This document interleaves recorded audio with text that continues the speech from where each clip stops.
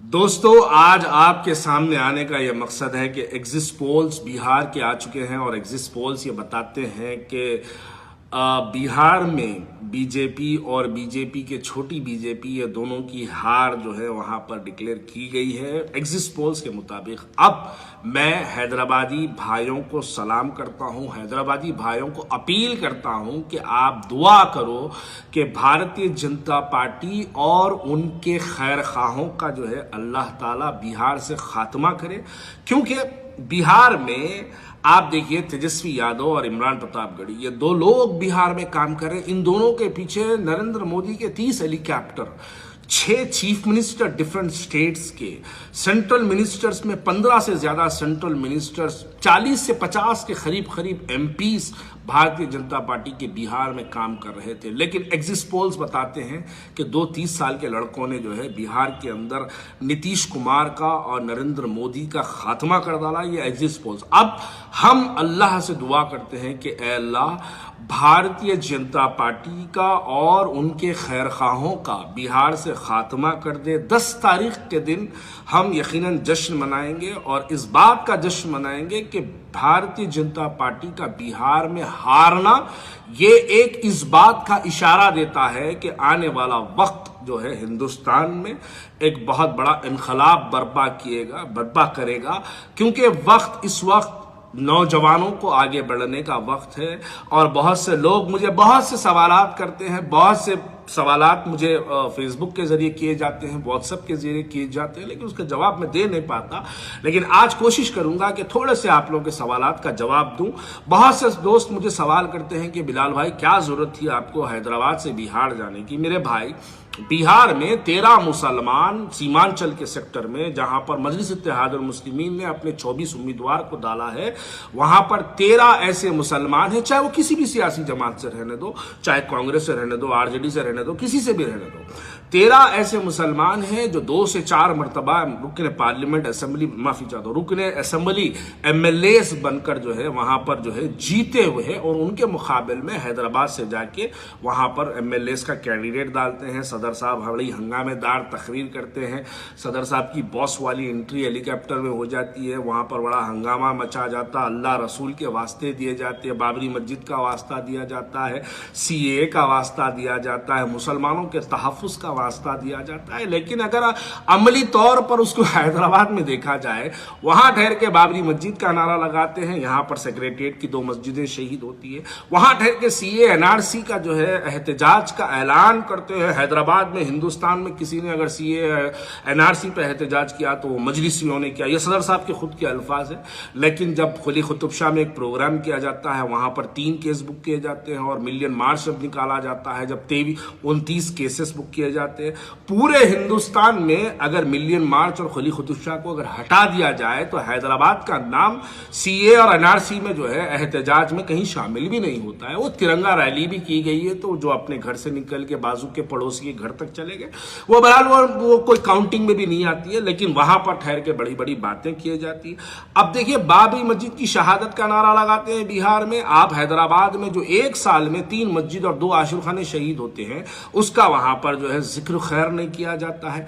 वहां पर ठहर के बाढ़ की बात करते हैं, पानी की बात करते हैं। आपके हैदराबाद में और हैदराबाद के अतराफ के हलकों में जो पानी का जो हाल है, आज तक भी हैदराबाद के अंदर ऐसे कई बस्तियां हैं जहां पर हैदराबाद के आबो अतनाफ में ऐसे बस्तियां हैं जहां पर आज 1.5 महीने से 1 महीने से ज्यादा हो गया और वहां बस्तियों में पानी ठहरा हुआ है।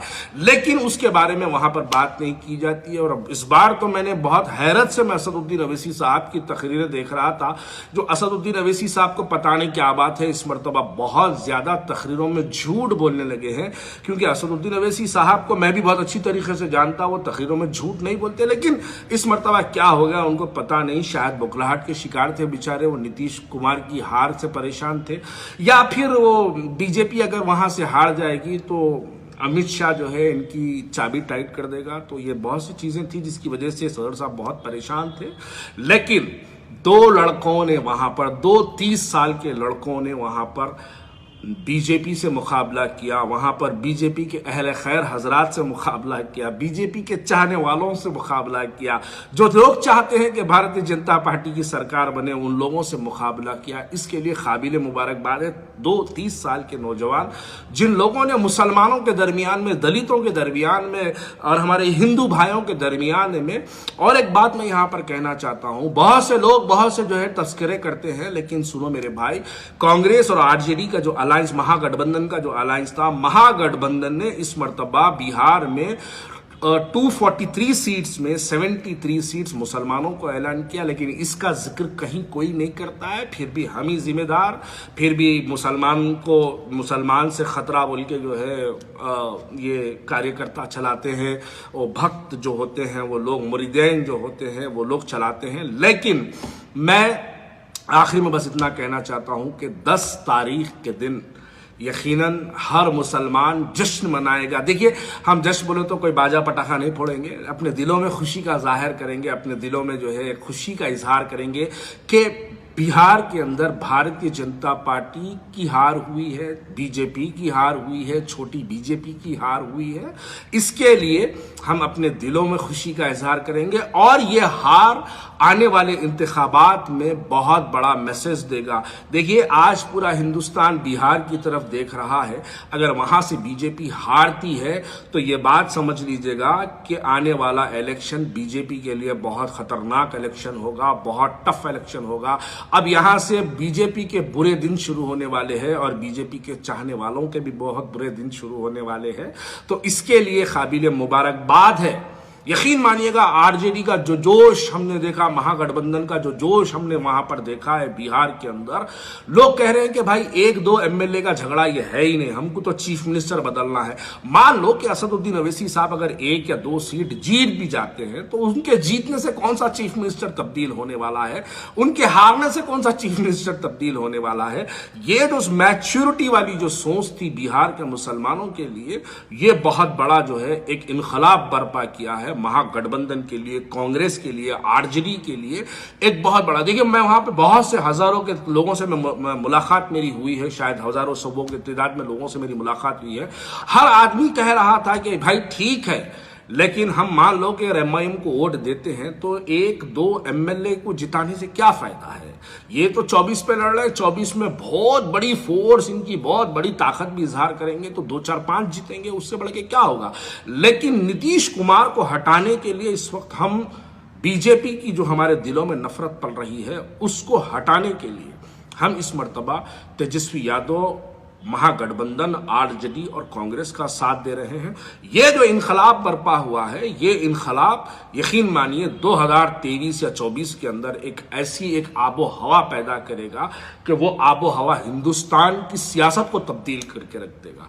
मैं आखिरी में शहरान हैदराबाद की आवाम से मैं दर्दमंदाना अपील करता हूं कि दुआ करिएगा, इस बात की दुआ करिए कि आने वाले इंतखाबात यानी जो 10 तारीख के दिन जो रिजल्ट है, उस रिजल्ट के अंदर भारतीय जनता पार्टी की हार के लिए आप दुआ करिए। भारतीय जनता पार्टी के अहले खैर के हजरात जो चाहते हैं कि बीजेपी जीते, उनकी हार के लिए आप दुआ करिए, ताकि एक नया हिंदुस्तान, एक ऐसा हिंदुस्तान जिसके अंदर हिंदू मुसलमान एक मोहब्बत से रहे, हिंदू मुसलमान एकता के साथ रहे, वो हिंदुस्तान, एक नया हिंदुस्तान जो है आपके और हमारे सामने है। उसके लिए आप लोगों से दुआओं की गुजारिश है, और इंशाअल्लाह 10 तारीख के दिन फिर एक वीडियो के जरिए आप तमाम से मुलाकात होगी। और बहुत से लोग मुझे कह रहे हैं कि क्या बिलाल भाई कभी भी आते, ब्लैक पर्दे पे आ जाते, या फिर कभी कार में आ जाते।